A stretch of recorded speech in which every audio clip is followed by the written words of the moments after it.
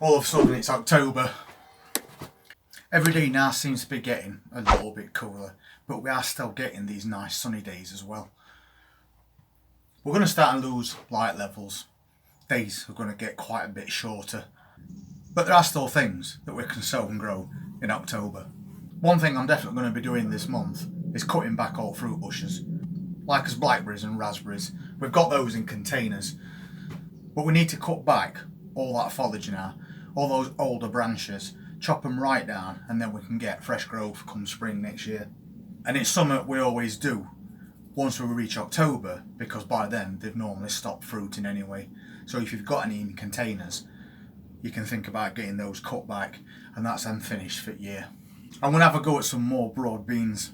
We didn't do really well with them, and I think that was due to the weather fluctuating so much, because we grew those outside. But I might try some in containers in this greenhouse. But if you haven't got a greenhouse, at this time of year you can start sowing more broad beans, because they'll overwinter as well. So you can plant them outside and pretty much forget about them, because they're very cold hardy plants. The ones I've got are dwarf varieties, so what I'll do is I'll put some in containers in here and see how they get on, because they only grow to about 18-inch tall. So perfectly manageable in a small container in a greenhouse. So at the beginning of October, if you've got any seeds, just start sowing them into little pots, probably around 9 centimetres best, because the roots grow really quick on these plants, so they need quite a bit of room even when they're quite small. And then you can grow them to a few inches tall and then get them planted out.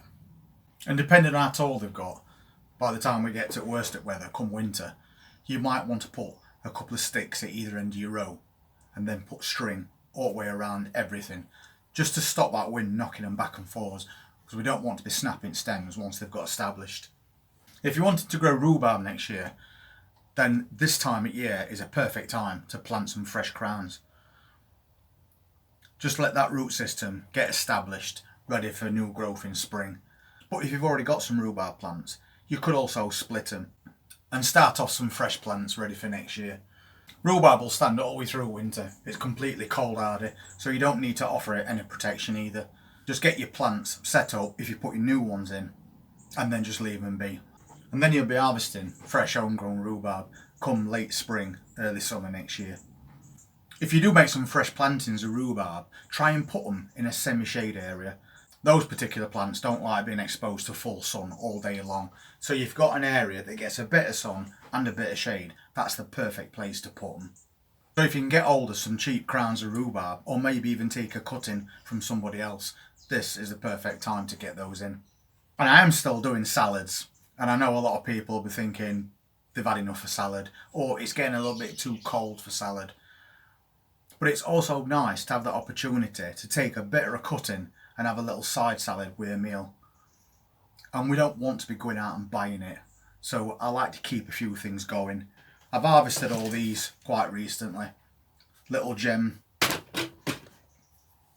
a quite small arting lettuce, but we grow them multi-sown like that, so we can cut the leaves and let them grow again. Cut and come again containers. And we've got quite a few. This is one of the most recent ones that we've done, and it's coming on really well. That's really starting to fill out now. That's lamb's lettuce, and lamb's lettuce is probably the most cold hardy lettuce that you can get. And you can grow these as individual plants, or you can grow them like this. We just want to take leaf pickings from these as they grow, and then they'll grow back again. But we also like to do all the salads in containers and keep them off the ground, because as it gets colder and damper, you're going to get more problems with slugs and snails. And also your plants are going to grow a little bit slower. So we like to put them in containers and keep them raised up on benches. At least then we know we're going to get really clean cuttings or as salads. I have also split some off into individual plants, so they'll go into a container on their own once they've got a bit more size to them. And then we can harvest these as full grown plants, or once again we could just take cuttings for leaves. So whether you want salads or you don't, that's entirely up to you. But while you're doing salads, mix it up with different varieties. I'll just make it that more appealing. That'll add a bit more flavour to your meal.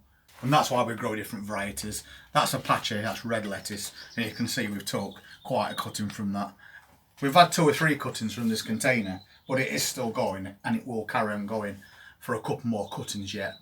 And also, sow some onions as well.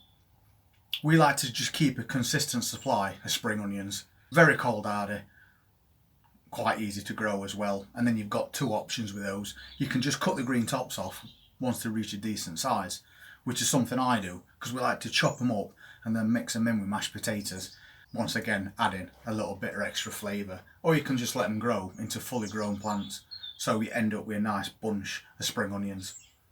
But they're very cold hardy, so if you've not done those, then maybe think about just putting a few seeds in, and then you can add a bit of onion flavour to those salads as well. Also, Japanese overwintering onions, you buy those as little sets, so you can prepare an area outside and then just push them in ground in rows. Maybe chuck a bit of a net over the top, just so birds don't try and pull them out, or cats digging them up is another problem. And then just leave them be, and they'll stand all winter long without any protection at all. And there's a couple of different types you can get. You can get a yellow one and you can get a red one as well, so you've got a bit of choice there, maybe a couple of rows of each. And I'm also going to be doing some more garlic as well. And what I do is I'll just go down to the local supermarket and I'll pick out a nice big size bulb, and then I'll split all those cloves up, and then I'll push them about 1 inch below soil surface in a container. And I've done it loads of times in the past and it's always worked. So if you want to grow some garlic, maybe try that way this year, see how it turns out for you. We recently had some cauliflower growing in raised bed outside. Unfortunately, they split open. We've had no luck whatsoever with cauliflower this year, or calabrese and broccoli. They got to a certain point and they just went to seed. But you might have had some luck with cauliflower, and right now they should be ready to harvest. Even if they're quite small heads, it's worth thinking about harvesting them rather than waiting to get that bit bigger and not risk them splitting with the weather changing like it is.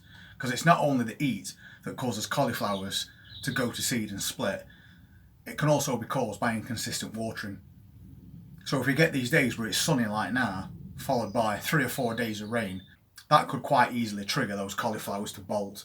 So that choice is entirely up to you. The ones that you'll have planted early in the year should be ready to harvest by now. So maybe go and take a look at those if you've got some in ground. And don't forget that all around the bottoms of that cauliflower, you're going to have leaves now that are starting to turn yellow and die back. You need to pull all those off and clear that area, because that's just going to attract more slugs. And then, because we're in October and we're approaching Halloween, you might have some pumpkins that's ready for harvest, or squash. If you've got a good size and they're now completely orange, they're probably about ready to harvest. If you're new to growing pumpkins, you might not be 100% sure when you should harvest them. But there is a couple of ways that you can tell. If you're growing regular pumpkins, obviously they're going to turn a really nice orange colour. But that don't mean they're ready to harvest. One of the things you can do is tap on it on side. Don't hit it too hard or you're going to bruise it.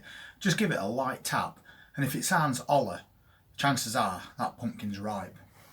You could also try making a little dent inside of it with your fingernail. If you press your fingernail into the skin of that pumpkin and it doesn't leave a mark, then that means that that skin has hardened. And then once again, it's probably ready for you to harvest.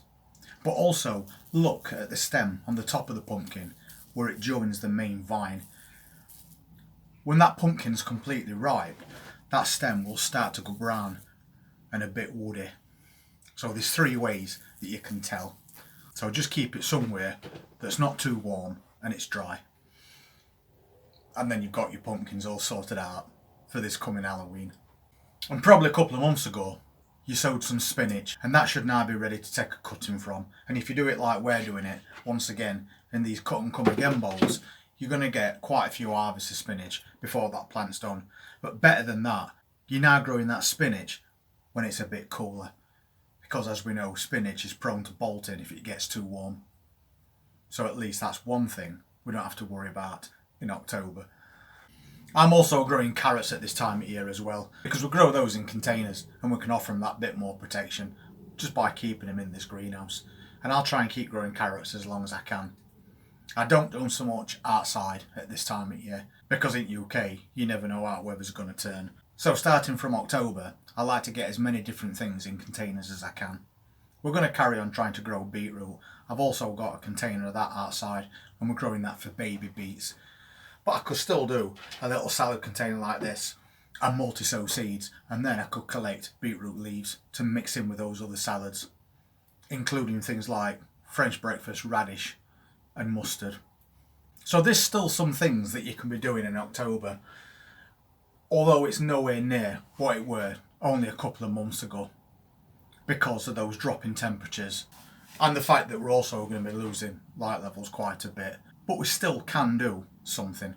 And even if you decide you don't want to grow anything between now and the start of next season, between now and Christmas is a really good time for you to sort your greenhouses out, the ones where you've pulled all your plants out because they've finished, and maybe give those a bit of a dig over, do the same thing with your raised beds and get everything sorted out in preparation for early season next year.